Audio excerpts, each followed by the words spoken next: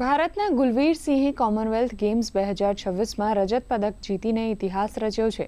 ગુલવીર Commonwealth ગેમ્સમાં પુરુષોની 10,000 metre દોડમાં પદક જીતનારા પહેલા ભારતીય એથ્લીટ બન્યા છે.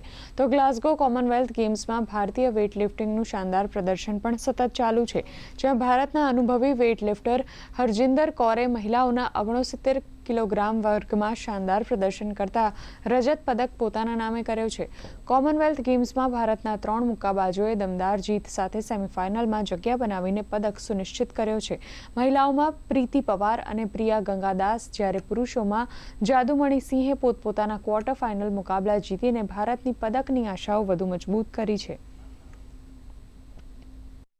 आने वाले कंपटीशन में सर एशियन गेम्स है, तो उसके लिए मेरा ये अच्छा कंपटीशन हुआ है, तो एशियन गेम्स के लिए मेरे को बिल्कुल सपोर्ट करेगा. अभी वेदर कंडीशन में भी हम हर वेदर कंडीशन में खेल चुके हैं.